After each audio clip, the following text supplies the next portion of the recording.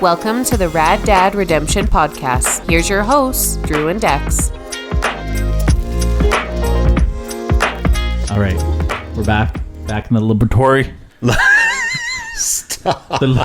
Alicia sent me this reel today, and it was like this British lady, and she was like, "I'm really loving this fruit, cantaloupe." I was gonna say laboratory, lubratory. Lubratory, You were yeah. in the lubratory. Yeah, I'm in the lubratory. Yeah, cantaloupe. Anyway, welcome back. Hey guys. Hey girls. Hey everybody. How you been? I've been good. I've been really good. Yeah. I had we both have had fantastic summers, but I also enjoy the like non-working summer, and so I've been really lapping it up these last couple. Knew it was coming to an end, so I've been pouring it on thick. The light was at the end of the tunnel, and you took advantage. Yeah, I've been dumping that lube on the lubratory and just having an absolute time. I know we've got a topic for this episode, but before we get to that, I want to tell you what I did this week. Yeah, tell me. I haven't been to the movie theater in like a long time. Because why would you? Right, exactly. Like, it's just not that great of an experience. Well, actually, no, I'm turning around on that. But even the times previous I've been lately, it's always been to see like a kid's movie. Yeah. I've always gone with Kennedy. Last one was like Buzz Lightyear. Before that, it was like Encanto. Before that, it was like the Paw Patrol movie. I haven't been to the movie theater to see like a blockbuster an adult movie. hit. Yeah, exactly. Well, there hasn't been any. Do you go, is this, because I think as soon as I said movie theaters suck, I did think about the VIP experience, which is like there's a whole another story involving me and Cineplex as well. Yeah, like because now you go in, you get a drink before, you're like, bring me beer and nachos, and I'm gonna be passed out 20 minutes into this thing. Yeah, I'm not even gonna make it through the previews, and that's a bit different. That's a bit more fun. So I'm a Landmark man. I go to the Landmark cinemas, but same idea. What is that? That's the one in Shaughnessy. Like, what do we like from back in the day? Like that we always went to? Like I by chapters and shit. It used to be a Cineplex, I think, for many years, but it got bought out by Landmark. I wouldn't even pay attention to that thing. So Cineplex is like the big one in the southeast when you're going up the foot, and you're saying like the OG Odeon is now Landmark. Okay, I'm with you. And it's like self-serve, so you walk in, you buy your tickets online, as you do these days. You walk in, you can pick all your snacks and popcorn, and then you just pay. So you're not waiting in line with 1,000 people for like 4 employees to bag popcorn. There's like somebody in the back, and they put it into like a glass. It's like at M&M meat shops where you can serve yourself. Oh, no way. And so it's really cool. And also the reason why I'm a Landmark man is my Cineplex story. I'm like banned from Cineplex, like owning Cineplex. Like Pee Wee Herman band, or like, oh yeah, rest in peace, by the way. I'm allowed to go to a Cineplex, but the problem is I'm not allowed to have an account with them. And this goes back to like when I was working at TELUS when I was 19 in university, and TELUS was doing a promotion with Cineplex and Scene Points, and so customers that signed up for a new plan would get 5,000 Scene Points. And so we would ask them when they're signing up, do you have your Scene card? You get 5,000 Scene Points, which 1,000 Scene Points is a free movie ticket. Oh, okay. And so many people would be like, I don't have a Scene card. And instead of me being like, well, let's just throw these fucking 5,000 points into the ether, I'm like, I'll punch in my own Scene card. See, I'm glad this is going in a fraud direction, because you're first like, I'm banned from that movie theater. You know why dudes get banned from movie theaters? You know what I did during the Paw Patrol movie? No, it's fraud. Anyway. Go on. So I'm entering, and like, honestly, it was like 3 or 4 a day that they didn't have their Scene card, or they didn't have a Scene card, they didn't give a shit. I would enter in my own Scene card. And by the end of this summer promotion, I had amassed about 250,000 Scene Points. No way. Yeah. And what you can do with Scene Points, you don't have to get movies. You can like do like you can get like credit like on your credit card and shit. I was getting full on fucking $100 Swiss Chalet gift cards. That's what you went for. Stop. No. Yeah, because there was. Hold on. I've got Scene, and I want the listeners who don't have Scene, because I'm sure you all have reward programs. There's like you can get like cash deposited into your bank account. You can get flights. My man is stacking ribs and chicken. All right, he's going full Swiss To be fair, this is which is a gross restaurant. It is. But this is 2009, so the Scene program was not as advanced as it is today. Okay, and it was not affiliated with your Scotiabank Visa or whatever. Swiss Chalet was as unadvanced, and if anyone's listening right now, being like, "Oh, what chalet sauce? Fuck you! It's a gross restaurant." Yeah, but you know what? So here's why we did it. me and my dude that had like come up with this scheme that I worked with at TELUS, the Swiss Chalet was right behind our store. And so we were basically proximity. just like, we're having free lunches forever. Yeah. Okay. And so we're cashing it. And I took people to movies. Anytime I went, like somebody's like, oh, I want to go see this movie. I'm like, it's on me. They're like, really? I'm like, hell yeah. Like I got literally 250 free movies on this card right here. All right, I'm with you. And then eventually I got an email. It took them a few months, but it was like, your scene card has been canceled and all points revoked. Which I was like, like it was fun while it lasted. I went to like 20 free movies. But no extenuating circumstances. No, that was it. They were just like, your scene card's been canceled. And so I was like, well, that's like probably how the best of that could have turned out for me. So, but anyway, now when I go punch in my name with Cineplex, I even tried to sign up under a different email, like a new one that I've never used. I only use it on my iPad. Dax Durnford. Yeah. And so I signed up, and like moments later I got an email and it was like, you are ineligible for holding a scene card. Please contact customer service. And I was like, I know what this is about. You criminal. I know. Yeah. That's unreal. That's so sick. So anyway, I'm not allowed to have a scene card, so I'm not going to Cineplex. I'm stacking Landmark points. So you can't go to VIP. So you go to the one Landmark in Shaughnessy. has their own VIP though. Okay, what do they call it? It's like Landmark VIP, yeah. I guess, yeah. Or no, Landmark Elite or something. I don't know. That's anyway, very dope. You got the reclining seats, like the power reclining seats, and like it's dope. It's a nice experience. What I hear similar to Cineplex VIP. I'd never fucking go into one of those shitholes. Anyway, so my wife and I, we go to Oppenheimer. We've got grandma in town watching Kennedy. So she's like, Nolan. I'm a big Nolan fan. Yeah. So she's like, if you guys want to go out for a movie or something, like kids are asleep, I got this. And I was like, so kids are asleep. It's like 9:00. I was like, let's go to a 3 fucking hour movie. We're going to Oppenheimer. Bold move. Yeah. I'm with you now though, because like that movie, I haven't seen it, but it's because I was just shit talking theaters. But when I saw the preview for that, I was like, oh, that's VIP land. That's elite land. We got to go see that. Yeah. That's an event. That's one of those ones. Yeah. You got to go see it. So, we're a little late to the jump. Like there was hardly anybody in the theater because everybody's already seen it. Blockbuster of the summer. But so we get there, movie starts at 9:40. So it's going to 12:40 in Calgary. And Alicia fell asleep a couple times during the movie. Those seats are pretty comfy. I'll give her that. But couple takeaways from like going to see like an adult movie at a movie theater. First of all, this may make me sound old and like crusty and just crotchety, but like movies are way too fucking loud. Interesting. Yeah. So like we're in there, and anytime there's an explosion, which of course it's a movie about the invention of the nuclear bomb. There's an explosion or two. There's a few, right? And they're like testing different detonation devices and stuff. No spoilers coming up if you haven't seen Oppenheimer. I'm not going to spoil like the. I haven't. It's a fucking biopic. Like look up his Wikipedia page, you'll know what happened. But anyway, Japan did not have a good time. Tell you that much. Anyway. Okay.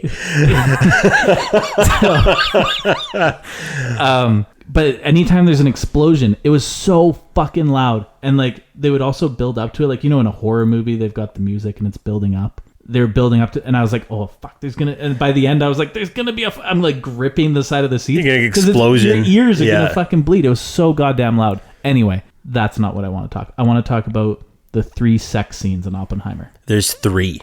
There's 3. One of them is kind of like I don't want to say a flashback, but it's almost like a vision that somebody's having. So it's not a real sex scene. It's like an addition to a normal scene. It's weird. But anyway, the sex scenes are like, they feel gratuitous and also like rushed at the same time, because it's already a 3-hour movie and like you didn't need the story was not dependent on like these people fucking. I don't know that you ever in any movie need like a gratuitous sex scene. I think that's a different thing altogether. I think like you can imply it. And I'm not saying I'm against it, but like I've also had experiences watching any films where I'm like, oh, they're still going. Like, okay, I get it. They're doing the deed. And so in the first one, they're kind of like flirting at a party, and then instant cut, she's like fully riding them. And you're like, oh, hell yeah. Alicia, wake up. Hey, babe. Hey, babe, are you seeing this? Whoa. She did fall asleep during the second one, and I woke her up, and she like opens her eyes and she's like, what the fuck? We're watching a smut film. All right. But anyways, so is that what that means? Is that what smut means? Yeah, smut. Dirty. Smut. So there's the first one. She's riding them. They finish. They've they've achieved climax at the same time. Kenjitamu. First of all, unrealistic. Anyway, the girl gets off the bed and she goes and she's going through his books. So he's laying there like naked. She's walking around naked, and she's like, "Oh, you've got all these interesting books." And she was a communist, so she's talking about communism and the books that he reads. And she grabs a book and she's like, "This is in Sanskrit." And he's like, "Yeah." And she gets back on him and she opens the book and she's like, "Read to me." And so he starts reading and they start doing it again. And I was like, like few criticisms. So 2 of the 3 are back to back, or is this one continual? It's one continuous scene. Interesting. And I was like, few criticisms. First of all, no way he was ready to go out like that quick. Yeah, fiction. Yeah. He's asleep. He's already got 9 Twizzlers in his mouth. he's got YouTube on.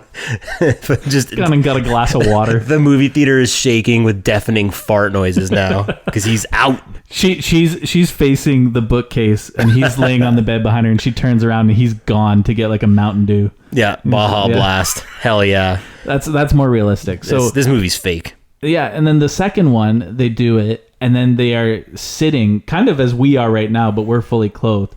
Do you have any Sanskrit novels? No, I don't. Okay. They're sitting fully naked in like 2 leather chairs talking to each other. Because we could spice it up. Yeah, we could.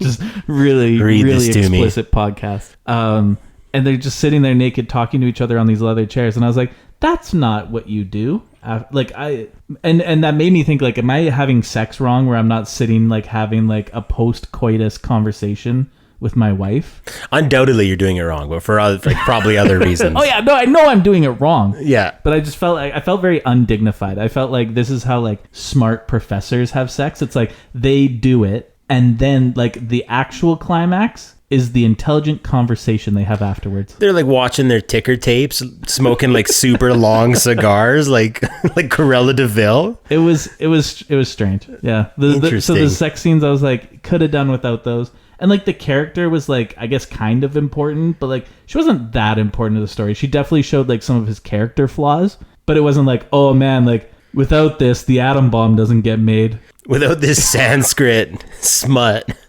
Okay, so that's one. That's 1 of 3 you said. No, that was 2. So the Sanskrit one was the first one, and then the second one is when they're sitting in the chairs. Is when they're all elegant and okay. Yeah. Mm-hmm.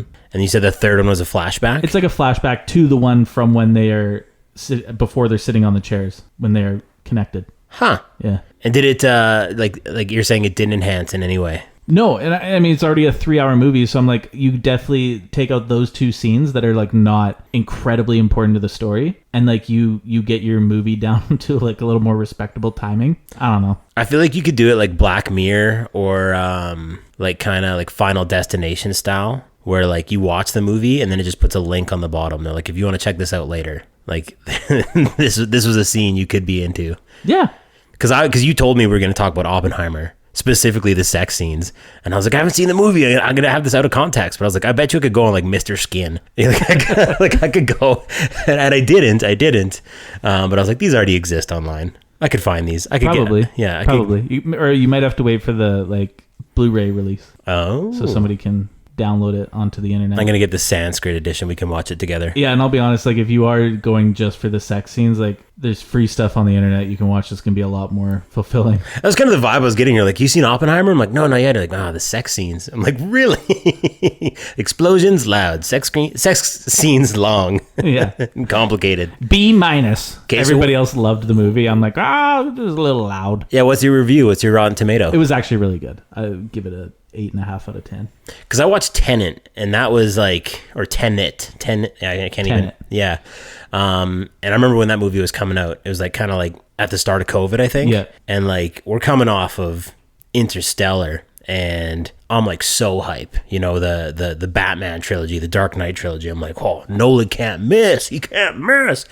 And I did not understand that movie at all. My brother liked it, but I was like, this is fucking kooky. And then what was after that? What was his big wartime epic before Oppenheimer? Did he do? Oh, what is it? Like, was it 1914 or? No, that's that one's the one that's like a single shot the entire film. Yeah. This is like they're on like the beaches of Normandy and they have to like escape. What is that Oh, called? Dunkirk. Dunkirk. Is that Normandy? I don't think so. No, that's when they had to basically retreat from the Germans, and it was like they were getting pinned down, and they had to do this huge evacuation. Yeah, how many sex scenes in that one? I don't know. I remember starting to watch that movie, and then Alicia was like, I don't really want to watch like a violent war movie before bed. So we read Sanskrit instead.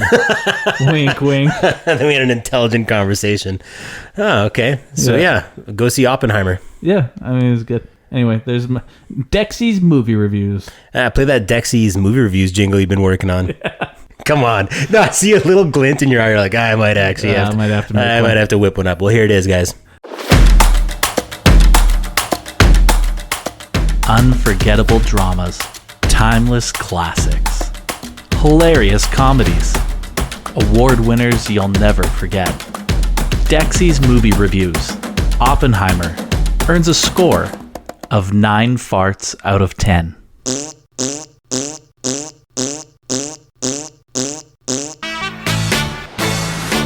But okay, we got a real topic. Well, okay, and we didn't really have a segue, but you were talking about You know what would prior. have been better than Dexy's movie reviews is like an actual little hit for like what we're actually about to talk about. Well, you were saying that you had taken your movie experiences at Yes Landmark, no to Cineplex. Right. Yeah, Cineplex is filled with rats and pedophiles. Man, this is the red band version, if that's even possible. But you were saying you take Kennedy to the movie theater to like, watch a bunch of kid movies. That's the vibe. Yeah. And I know that your oldest daughter is going into grade school. Kindergarten, man. Yeah, kindergarten cop. Yeah. So we're going to do a kindergarten cop special edition podcast here. And we actually have a guest. We're joined tonight by the ghost of Elizabeth May. So she's not going to say anything. Yeah, she's more here with us all the time. Yeah, she's more of a poltergeist. It's very spooky. She's reorganizing our recyclables if we misorganize them. Oh, yeah. You can't put old pizza boxes in recycling. Yeah, what are you going to do? Haunt us. But yeah, I was thinking about like, cause it's the time of year and obviously with my job, going back into it, like it's the start of school. It's the end of summer. It's always seems earlier and earlier than it used to be, Mm-hmm. Like I feel like back in the day, you go back in September, maybe that's a thing.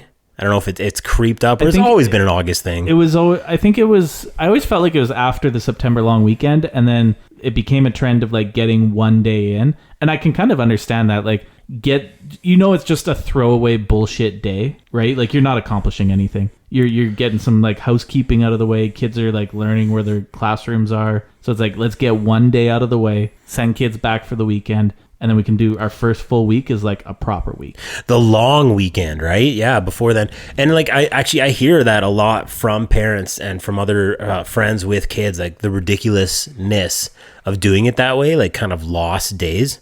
And again, I'd stand to be corrected. I can't remember when we used to go back to school, but there's kind of two modes of thought. There's kind of two perspectives there. And the one nowadays is a soft start. So like it gives teachers the ability to get into the school, to get their systems, basically to get their ducks in a row and prepare for what they're about to do and like hit the ground running. But also, even when kids get to school nowadays, like we go slow and it's about like socialization, and I think this came out like some Scandinavian country. Like you gotta get them in, get them feeling comfortable and safe, and then like prime them to learn.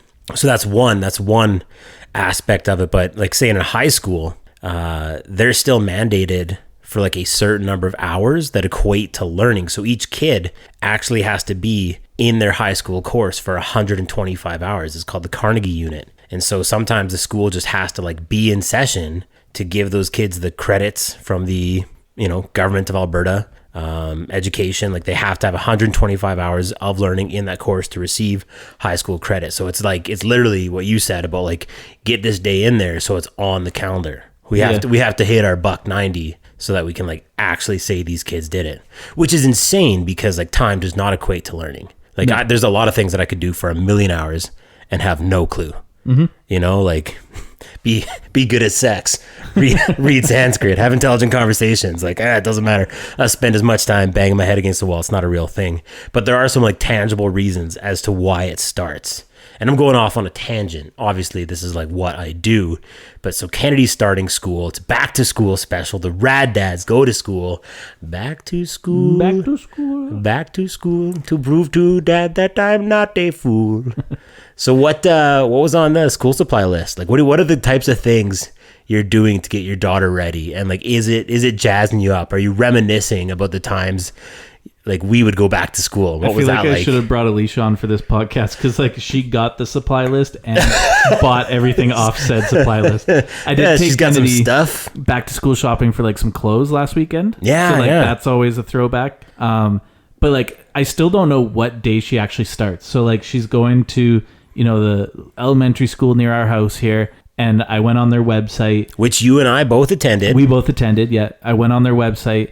And it's like we're doing staggered entry. So half the school's going to go in on August 31st and half is going to go on September 1st, right? So they're not just throwing every kid in there all at one day. Probably more hands on deck teachers and stuff to help guide kids to their classrooms and shit. And so it says these 2 days. And when you click on it for more information, it says to find out what day your child is going back to school or what day there is their staggered entry day, please call the administration office at the school. I was like, okay. So I called like a week ago or a week and a half ago. And the voicemail is like, we're out until August 23rd. We'll be happy to answer your voicemails or messages then. And I was like, okay, word. So I called back today and it's still, we'll be back on August 23rd. But if you're wondering when your kid has to go to school for staggered entry, please go to the website. And if I will redirect you to my comments 30 seconds ago, the website directs you to call the school. So it's just an infinite You're getting run around. loop. Yeah, heck yeah. And I'm just like, when does my fucking kid go to school? Like, it starts next week, like less than a week from today. Yeah. I'm like, so when do I have to have my fucking kid there? Please, just like, that's all I want to know. And can I bring them now? Can They're driving me crazy. Drop her off now. So that's me being like on the parental side of things. And I think when we were kids, everything happens so smoothly, right? Your parents get the supply list.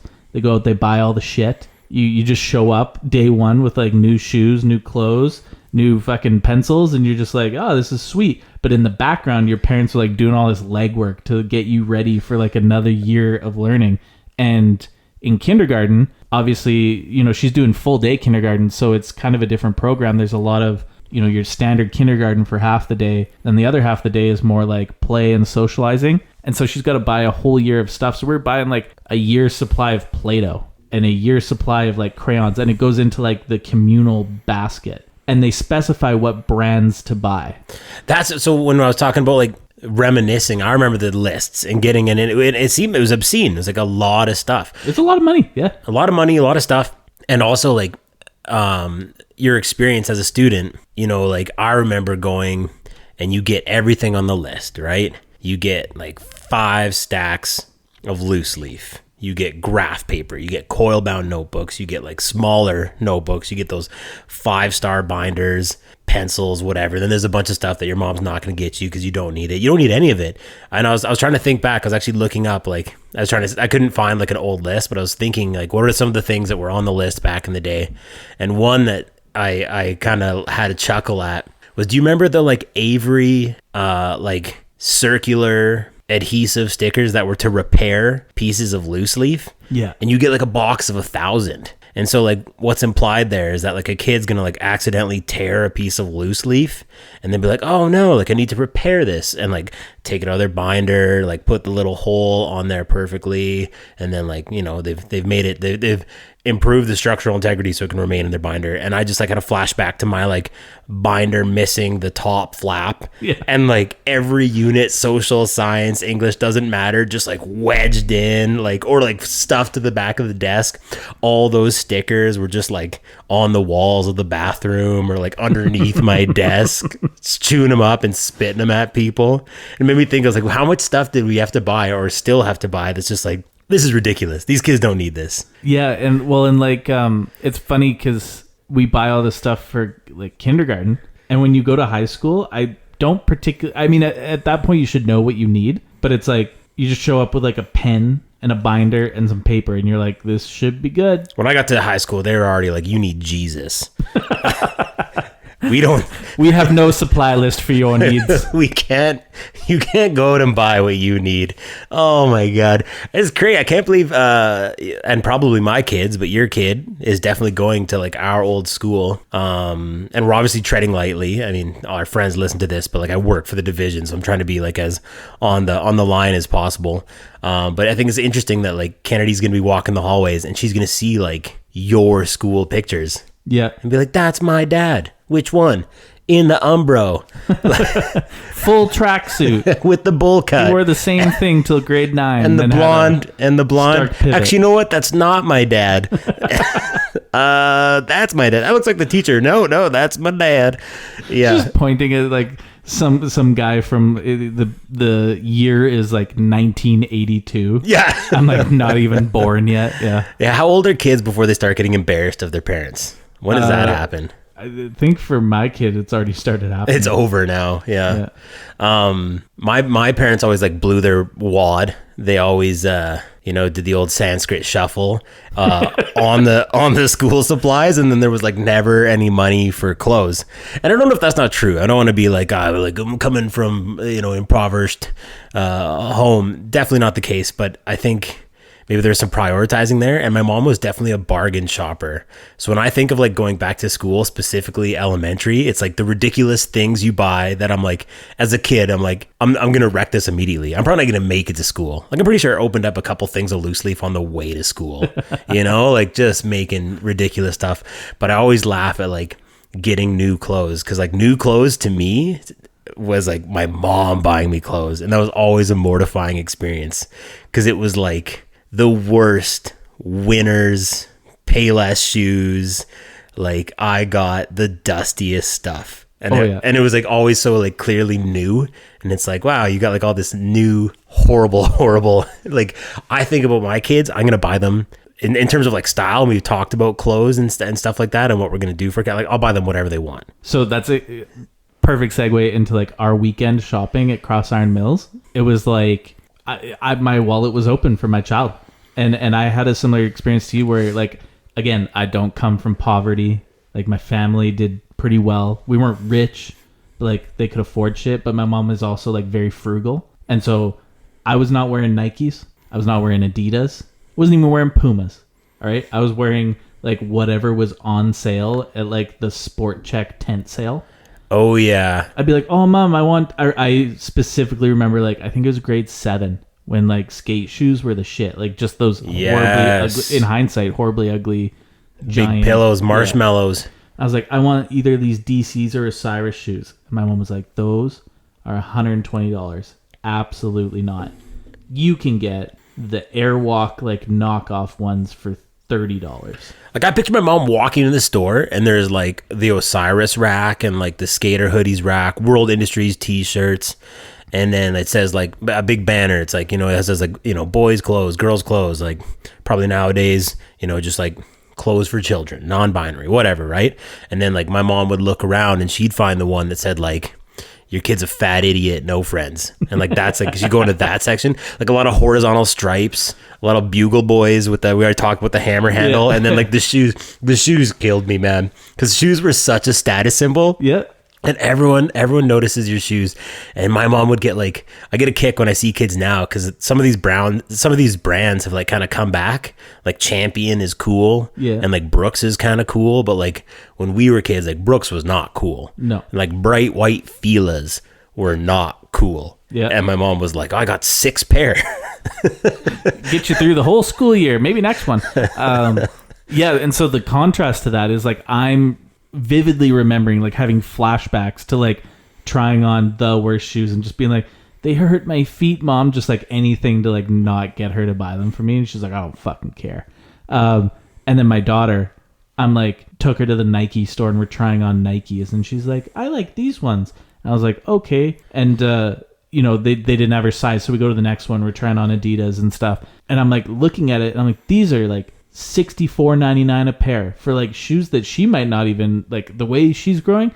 She might wear these till Christmas. and then they're going in the closet till Kaylee's old enough to wear them 4 years from now. But that's just my vibe. As I'm like, wallet's open, baby. Like, let's get those Nikes, let's get those Adidas, like whatever you want. Because that is going to pay dividends. It really is. Oh yeah. Like kids are they can be mean little people, and they definitely identify status symbols. That's a big part of it. And you're like, I'll give my kid every advantage. Yep. You can have like whatever, and if I have to buy a new pair, I think my parents, and again, I'm not putting them on blast, but like, it is funny to think back. And I think it's a very Canadian thing, but even like sports equipment, my dad was like, I used to work at a sports store, and like the norm was you would go in and kids would try on 10 pairs of skates, and then you'd pick like the top 3 and you get them to walk around in them. And then they get them molded to their feet. We'd sharpen them, and then back in 4 months because they grew out of them. And my dad was like, you look to be about 6, so I'm going to get you these size 10, and you can wear them for a while. I picked them up for you. Yeah. Like put them in the bath. They'll suck up nice and tight. Like it was definitely a different era. And like, I'm going to do what you're going to do, yeah, or are doing. So that the kids, they can be cool. I can buy them that. I can buy them coolness for a bit. And also in the grand scheme of things, I can make them vain and narcissistic. I don't even think it's that, right? Like superficial, maybe not narcissists. Yeah, they'll learn that. They'll learn that down the road. But for me, it's like, I'm also like, how do I justify not spending $65 on like a really nice pair of shoes for my daughter when like the day before I went out golfing and had like, paid like $77 for my round, had a few beers, had a lunch. I'm like, I just spent like $140 on a hobby yesterday, and my daughter wants shoes. Needs nice shoes. I'm gonna buy. So like, how do I look her in the eye and be like, oh, sorry, like those ones are a little too pricey? And then like, just thinking back to like not even 24 hours earlier when I'm on my 3rd beer on a Friday afternoon. Like, yeah, no, I can't do that. I can't lie to my kid like that. Good for you. You're a good man.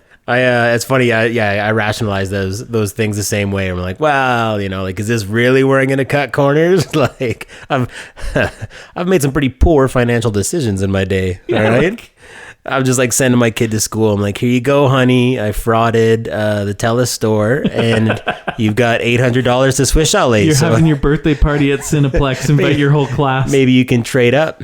I got you a collectible Oppenheimer cup from the movie theater. I got you got you $250 in Swiss Chalet gift cards. What else? What other school supplies or like things from school do you look back on now that are kind of like insane? One that comes to mind for me that I looked up, and like, I think it's like a bit of a Mandela effect. I expected to find something like nefarious and awful and like mind bending about it. And it turned out to be like it was totally fine.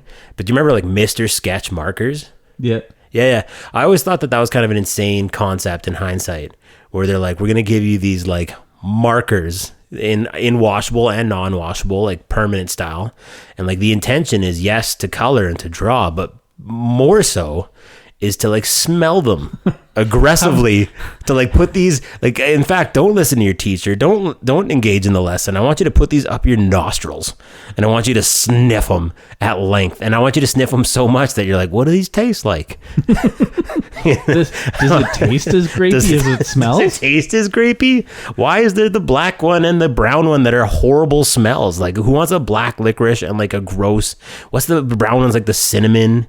Remember that? Like cinnamon hearts? Yeah. It's horrible. I wonder how many kids like that was a gateway to them huffing like actual paint and like. Well, and what are you teaching them?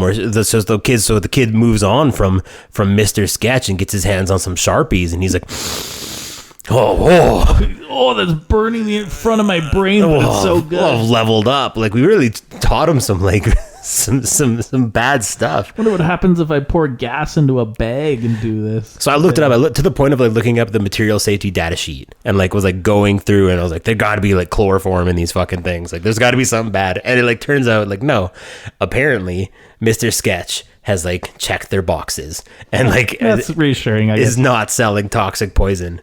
But I do think, and I think, maybe just trying to make this bit work, it's a weird thing to be like, here's a tool, but most importantly, smell it a lot. Get it in your nose and get sniffing. Do you remember the like ridiculously expensive graphing calculators we would buy?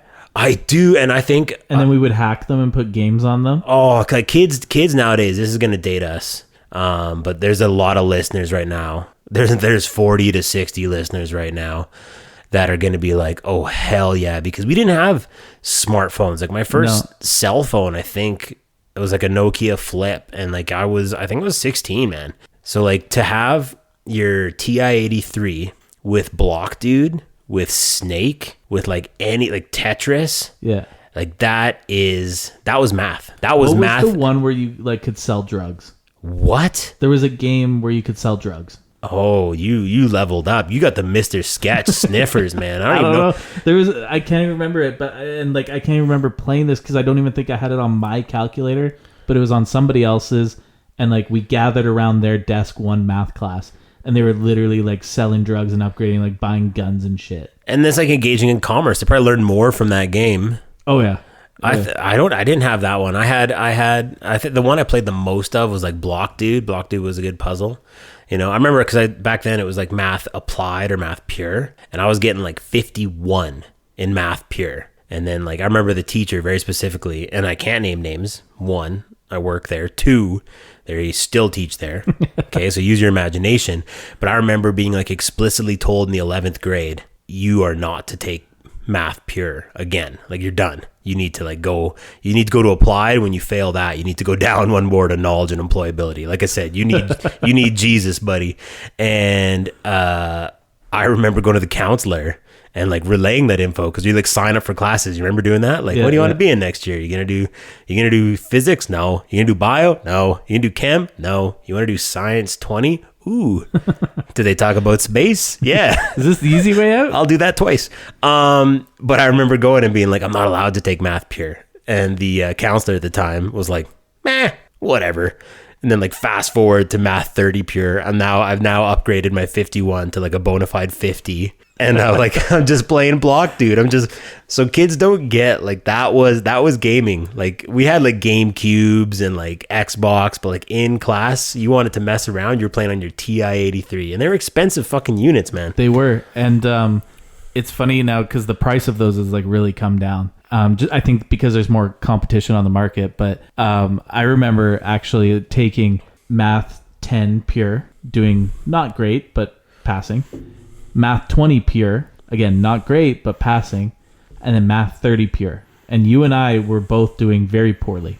And our parents actually sent us to the same tutor. We had to go to get tutored. And the tutor fucking hated us. Like, do you remember the one day he looked at us and he was just like, you guys need to take this a little more fucking seriously. You're just not going to pass. Yeah, like private 2-on-1 tutoring. I think 3-on-1. I think Zilla came with us. Brad came with us, yeah. Yeah, and just like shutting us down and being like, you guys are idiots. You were so bad at math that your parents they've now seeked out extracurricular help. You're getting like private time, and like I hate you.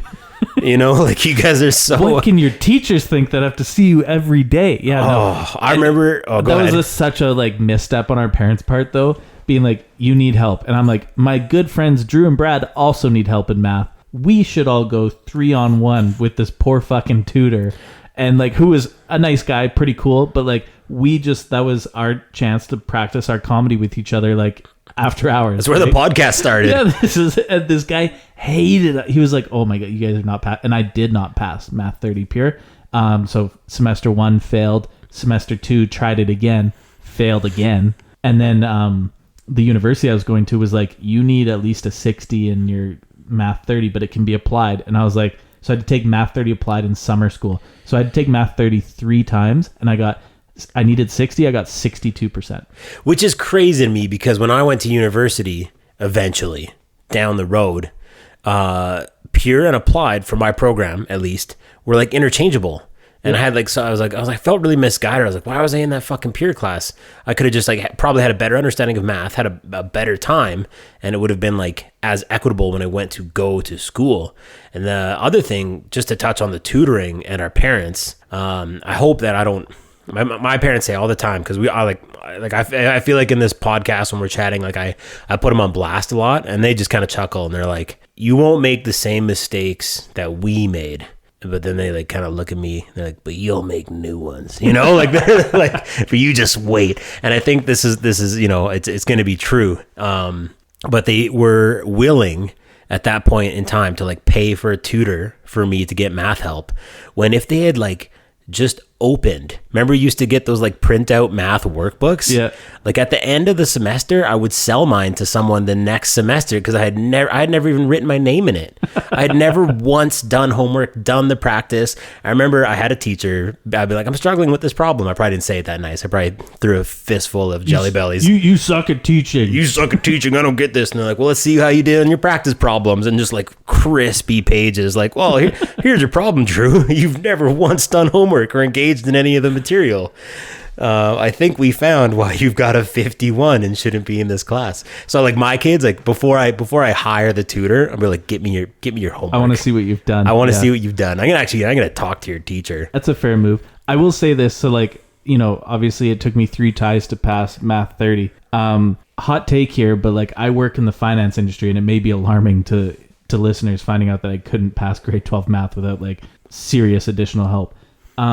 Most math that you learn after grade 9 is like completely useless in the real world. Like there is just like, when have you ever SOHCAHTOA'd? When have you ever used trig or any of that shit? When have you ever had to like pull out your graphing calculator and know how to make like a proper bell curve on your graphing calculator? First of all, like now computers will do that shit for you anyway, right? And it's just not like an applicable skill to like 99% of people. Like there are some people, engineers, who need like that advanced math and stuff. Mathematicians, I guess maybe like Math 30 teachers, but those are the only people that actually need that. And I've always maintained, and I will maintain this forever, that like math after grade 9 should be almost like real world math, like personal finance and that kind of stuff. Like they should be rolling that in. Like instead of learning how to use your graphing calculator that costs you $250, how can we teach you how to like balance a budget? See, I don't think it's funny because, you know, I've got the perspective of being an educator, and I think the way it's presented too, like when you're graphing something, so take like linear equations, it's a process by which you can verify your answer. So say you're doing algebra and you get an answer, and if you're the type of student at that age who's like, I want to confirm, I want to verify whether or not this is correct, I'll graph it, and if it's like an unbroken pattern, you know, it makes a line that does not repeat with its points. It's like, you've just demonstrated that it is in fact true. It does work. But like, I didn't know that. I didn't know that's what I was doing. I had no fucking clue. I'm learning that right now. Yeah. You know, like, and it's crazy because like, just like you said, there's so much other math that I probably could have used. However, I do have a contrarian opinion to that. And my own take on like my secondary school experience is that it didn't matter. It didn't matter what class I was in or how it was presented to me. I just wasn't in that space. And I think when you're talking about like, oh, I'm a financial advisor now, I'm very successful, I'm actually really good at math, I do it every day in my job. Oh, I'm still not good at math, just to clarify with everybody. Okay, for the sake of this argument, you're okay. Yeah. No, actually, I'm good at math. But I think like I was, because I went to college after, and like I had to take like high school courses at Mount Royal. And I actually tell this to students all the time. And I'm like, it will come back. You know, like your education in high school is subsidized by the government. And when you turn 21, it's not. So all these courses that the government's paying for, if you want to pass them and like advance your learning to the point of where you're going to a post-secondary institution of higher learning, whatever you want to call it, you have to have that stuff. But if you don't, you have to pay for it. I failed, just like you're talking about math, I failed chemistry 3 separate times. The difference was I failed it as an adult man and had to pay. It was like $450, $500. You know, nowadays it's probably $700, $800. And that's what finally got to me. Like I was 22 years old. I'd like failed a bunch of courses at Mount Royal, going nowhere fast. And it just like all of a sudden I kind of like had an epiphany. And I was like, I think I want to do this. I think like this is where I want to be in life. This is the job I want. This is the lifestyle I want. And I was just motivated to not be like a total piece of shit. And so I promptly removed my head from my ass, applied myself, got these things done. And when we moved to Lethbridge to go to school, I was like a changed man. I was literally considering going to Lethbridge and getting a job as a janitor and just telling my parents I was in school and being like, all the tuition's cash, you just have to give it to me. You know, like I was like, it was a bad state. And then when I was motivated to actually like achieve something, I got there. And what I think now when I look back is that you couldn't have reached me at 18, 19. And I think it's this system, this factorial system we have where like we just socially promote kids. Oh, you're older now, you're in the next grade. Like, oh, you did this course, you now have to do this course. You know, it's a prerequisite. You know, like you've been in school where you're in a class of kids and the spectrum, the difference of abilities, like when you talk about like age-based learning, take a grade 8 class, like your smartest kid in a grade 8 class is like a gifted student that can probably do much more complicated. They could do grade 11. Yes. But in that same class, your kid on the other end of the spectrum, like they can't read. And I'm serious, and they're in the same space. They take the same classes. Like I think it's a huge question, and I won't go down this massive rabbit hole, but I do think there was never a time that I was going to do high school successfully. And I think that applies to a lot of young people where, you know what, you will or you won't, but you might later in life when you find the motivation. But I don't think you can force a kid with his two buddies who's never opened a workbook going and like absolutely tormenting a tutor that their parents have paid for without realizing the kid's never even been to class, you know? Like, I think like that's just, it's going to happen, you know? Like, I will say that tutor drove like a really nice car. I feel like, didn't he have like a nice Mustang? Like a newer model Mustang? Yeah, I know the dude. I still know him. He's a good dude. He is a good dude. He's a great guy. You know what's funny is like, he took it so seriously and he was like kind of hard on us just because I think he knew that like we obviously were not applying ourselves. But like afterwards when we're walking out the library, he was just a chill, like talking to us, joking with us. So you could tell like he took his job seriously, but when it was like no longer time for work, yeah, he was a bro. He was cool. And I feel like he was like trying really hard great to reach educator. us. He was trying to kind of, how do I reach these kids? Yeah. I think his biggest frustration honestly was like, and he said this to our faces, like, your parents are paying for this. Yeah. They're paying for my time to be here. He's like, I'm getting paid no matter what. He's like, you need to just like he was just so frustrated. He's just like, I just want to help you. And we're like quoting Anchorman. Whatever Judd Apatow movie was popular at the time. What was in vogue? Well, the thing is, you know, we're past that now, and we're both very reputable, responsible adults. Hell yeah. Hell yeah. Things have changed. So anyway, yeah, back to school. Back to school. I guess my thing is like the part of Alicia and I were actually just having this conversation. When your kid goes to school, it is like 90% education, and this is me being like optimistic, and like 10% like childcare. Like this is where I'm sending my kid every day, and it, for a lot of parents, it's probably like more like not 10%. I would flip that. Yeah. Like we were talking about the school calendar. Like we get blown up. Like, what do you mean you're closed? What the fuck am I supposed to do with this kid? Yeah. But I've thought about that, and Alicia and I were having that discussion. I'm very blessed to have like a very flexible job where, you know, I'm gonna be like super dad, dropping Kennedy off at the front door every day and picking her up at the end of the day at the last bell, and work from home the last couple hours of the day or something like that. But I look at this schedule and I look at, again, we're less than a week out from her potential first day, and we still don't know what day she's going. A lot of parents don't have that flexibility, and like school can like really throw a wrench in some of that. I'm like, well, how would somebody that doesn't have a flexible job, if they're finding out like 3 days before their kid goes to school?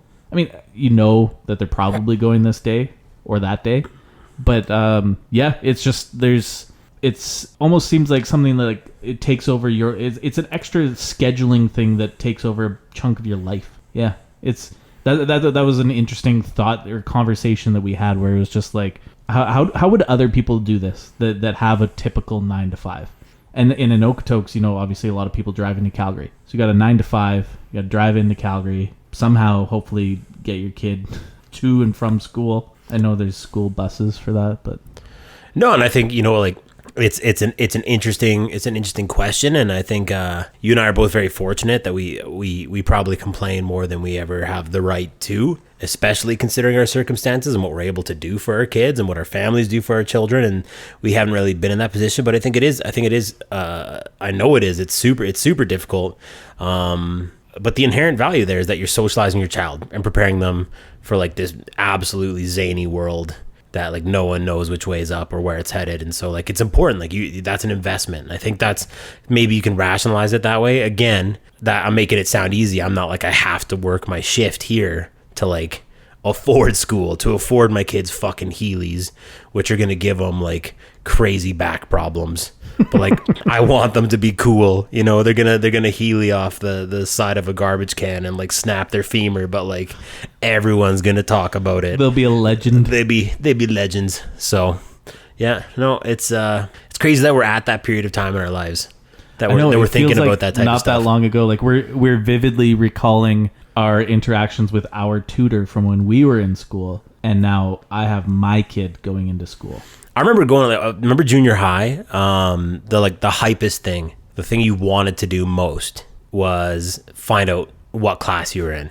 We did that together. Yeah, and who was in your class. You would like, they would post that shit like a day or like 2 days before the first day, and you'd like make the pilgrimage up to the school and be like, who's in my class? And sometimes it was like, oh, no way, like, You had some. I'm still sitting here right now. A little bit of like jealous rage, green with jealousy. You always had like the dudes in your class. Well, sometimes. So my grade 7 year, when this was like, I went there, and again they posted on the window.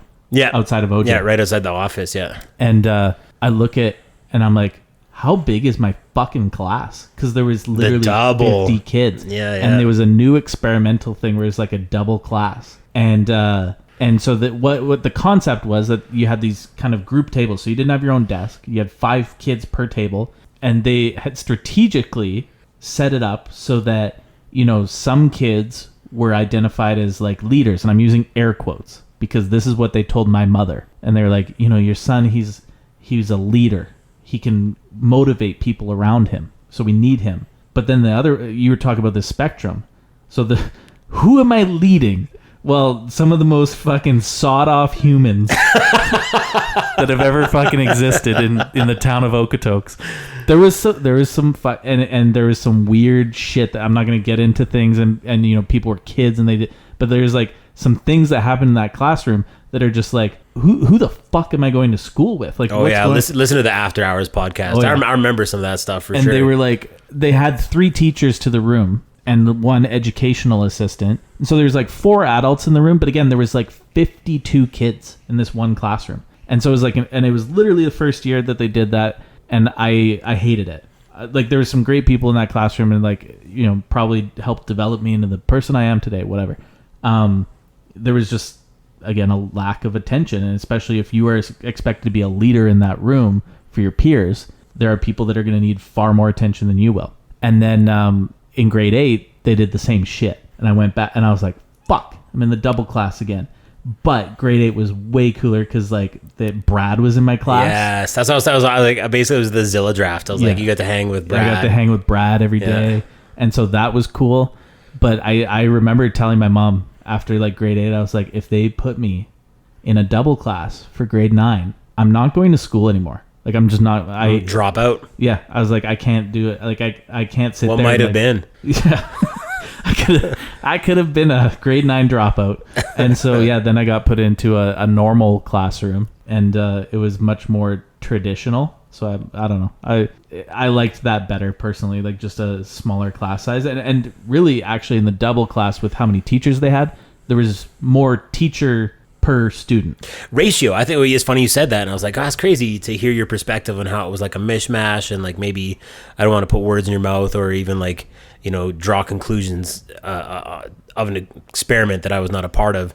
But like, when you talk about high yield strategies in education, like one of the greatest yields is ratio. You know, like when we talk about the number of kids to adults in the space, you know, like I have a 50-minute class, and if it's just me in there and I have, you know, 32, 33 students, we're talking about a minute and a half per student. And that's a gross generalization. But seriously, you're supposed to like observe them, provide them with feedback, assess them, guide them, like and there's obviously a lot of strategies to help you do that. But like, what would be really different you want to change the game up. You want to reach these kids. Don't have anybody falling through the cracks. Give me 20. Give me 1 to 20. And then, it's, nowadays you have those kids in those huge classes that have, complex needs, big behaviors, and they draw more of your time. And that was the same back when we were kids. Like, you have kids in junior high and high school who are wilding out, that draw the attention of the teacher. Yeah. I remember one of my favorite, actually probably the favorite story that I heard from high school. I was not involved. It sticks out when I think of like the greatest achievements. Dan, not Dunny, but Dan R, freedom of information, had it on good authority that another student was skipping. And it was a big thing for this other student who had like never skipped class. It had not tasted the fruit of freedom, as I so often and many people in high school. I had like you can just 200 plus absences in my grade 12 years. Oh, what an epiphany. You're just like, wait, I can just not go. And like they'll leave a pre-recorded message on my parents' landline that I can delete. Like, wait, this is optional? Yeah, like just mind-boggling. So it's one of these students who like, this is a big thing, a lot of pageantry involved. Like, we're gonna skip. We're gonna do like a skip day. And so I don't know if you know this story. It's not ringing a bell. I guess I won't use last names, but Miles was the kid, and Miles skipped, and it was like a big thing. And what Dan did was there was a substitute teacher in English class on that day, and Dan went to class and pretended to be Miles, and like went off. Like took his shirt off in class, like flipped the desk, was like screaming like, it's too late for me. Like, so Miles like gets this phone call to be like, from the administration being like, your son like took his clothes off and flipped desks and like absolutely berated a substitute teacher, ran out of the building screaming like it was a real thing. And so his parents are like, like, what, Miles? And he's like, no, like, I wasn't in class. And they're like, what? He's just admitting to a lesser crime. Yeah, so he got booked for skipping, and then Dan got found out for putting on the impersonation of a lifetime. But like, I think about that and I'm like, that is movie quality. Oh, that's amazing. I wish I had the clarity at that age to pull off a stunt like that. Like, oh, he's not here and they have a sub, I'm gonna go pretend to be him. Because you pull that shit, the sub teacher, like, is Dex here? And then Drew puts his hand up like, yeah, I'm here. And I fart a bunch. Like, but just to go in and be like, yeah, I'm Miles and I've got problems. I remember in high school, we had, I took Spanish every year in high school as an option course, and did not learn a lot of Spanish. Let's just, I applied myself about as well as I did in math. Give me some Espanol. No, I can't. Like that, and that's, you need to practice the language, and I barely practiced it while I was learning it. But our Spanish teacher, who like, she did a lot of like exchange teaching in different countries, and so she took like I don't want to say a sabbatical because she was teaching in a foreign country for a year, but they had to be like, we need a teacher to teach Spanish, and like that's very limited. What do they call that? A seconded, just condent? Yeah, and went and worked somewhere else. It was like an exchange teacher program, but exchange, okay. Yeah. And so they found a teacher to like, they were like, you got to teach grade 11 Spanish. And she was like, I don't know Spanish. Like, the children know Spanish better than I do. And so like she was learning Spanish, as she's teaching. The day before, she's reading the morning before, like reading the textbook the night before. Oh yeah. And so one day she would do things like classic. Like, I was like, this lady doesn't know Spanish. She's like, we're gonna watch a Spanish movie again. Or like, we're gonna God bless her, she's such a nice teacher, but like just didn't know Spanish. She's teaching Spanish. One day she's like, we're gonna have our favorite Spanish food day. And so it was hyped up, this like, you gotta make a dish. So people are making fucking paella and like nice Spanish dishes. There you go. Yeah, good pronunciation. I forgot about the assignment. And so, I saw some of my classmates in the morning. We had Spanish in the afternoon. In the morning, they've got their like tin full dishes of their paella and like all their delicious Spanish foods. And I was like, oh, fuck. Yeah. So at lunchtime, ripped down the High River to Taco Bell and bought as many 99-cent tacos as I could, and my meal was a hit. Oh, everyone was into Everyone's it. like, oh, I want Taco Bell. Very culturally enriching. Like they're like an American fast food restaurant. Yeah, it's like, that's continental. That's not even Mexican. Yeah. So that was like, just when you were talking about substitute teachers, like she wasn't really a sub because she had to do the whole year. But yeah, she was just like, I've lost control of this child here. This little white kid that doesn't want to learn Spanish. Fuck. Yeah. Yeah. Yeah, they call it, we don't even say substitutes anymore. We say guests. And like a big part of it is to like evoke the emotion of like, they're a guest in our school. Like they need to be treated with respect. And they're still abused to the same degree. Oh my God. Yeah.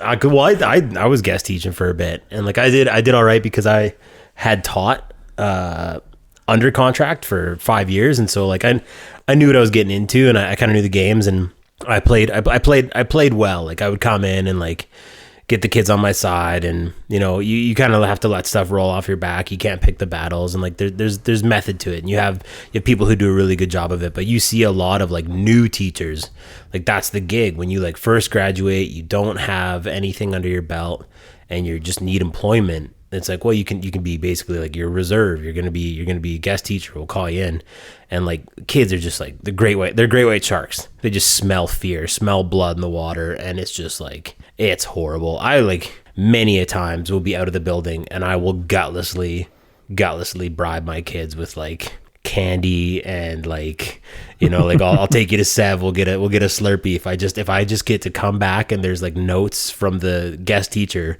that you were well behaved. In fact, not even that. You know what? I just don't want notes that you threw a chair at them. That is a gold star for you right now. Like just please treat these humans. You know, I heard a funny joke the other day, and it was like, this generation of young people is the only group in history that will respect your pronouns, but not you as a human. Yeah, that's probably pretty accurate. Yeah. And I heard that and I was like, yeah, stuff's pretty wild right now. You know, it's crazy. Yeah. Yeah. And we're going to send our kids into that. Hey, well, you know what? It's a rite of passage. And actually and as long as they're wearing cool shoes, as long as they've got Heelys and the newest Quicksilver and the fabric belts and Xco jeans, they are going to fly. Yeah, they got to get the JNCOs. Yeah. I heard somebody talking, and it was like, they weren't an educator, but it was from the perspective of an educator. And it was very much like, you know, we are over reliant on the education system. And so people send their kids into school thinking that they're going to come out like fully formed humans. And the thing is, like, the education system is there to give them like a baseline knowledge so that they can go like dig graves. Like, honestly, like that's basically, what can you do with a high school education these days? Like, not a ton. Right? What can you do with post-secondary education these days? Barely anything. Like So it's like, they were talking about parents need to like kind of take back some of that control and not like go question your teacher, but it's like, no, you were sending them for like the absolute minimum, and you need to find the extracurriculars that are going to turn them into the person that they need to be. If that's sports, if that's coding camp, if that's whatever, you need to actually like take a role. But parents have stepped even further away, I think. Like, there's so many people that are just so quick to blame teachers and shit like that,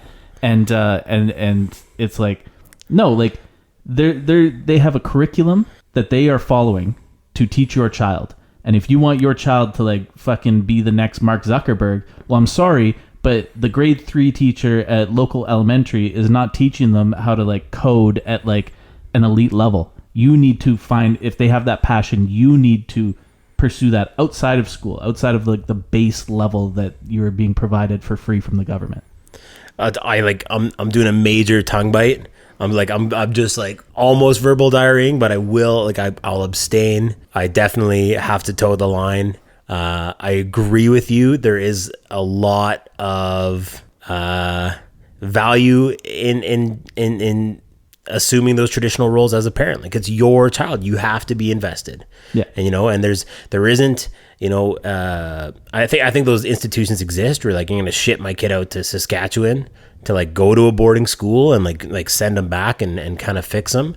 You know, I think that like maybe that is a real thing, but it's definitely shifted. It's definitely shifted to be like, what is the role of that building versus like what's the role in your home? You know, like you have to provide the stable and enriched environment, especially in terms of things like socialization and respect and like morality.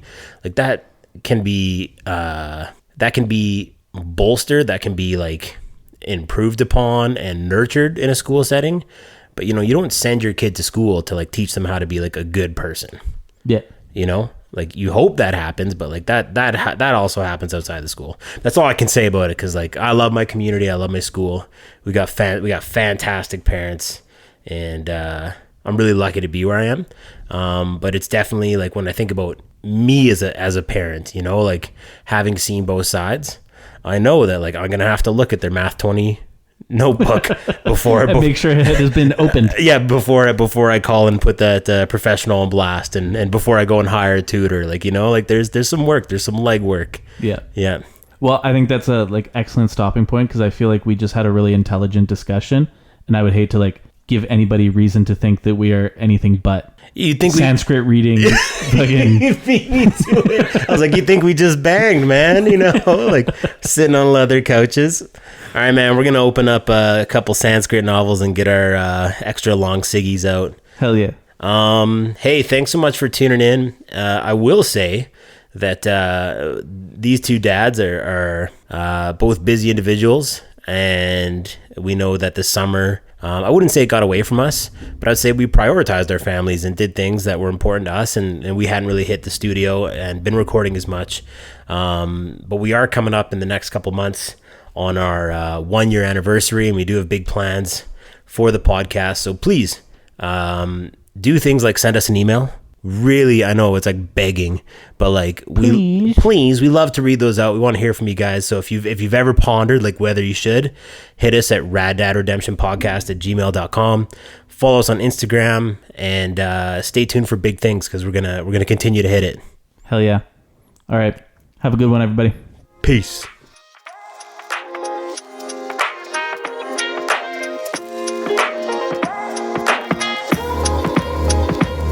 In the next episode, the rad dads shave a guinea pig just to see how small he is under all that fur.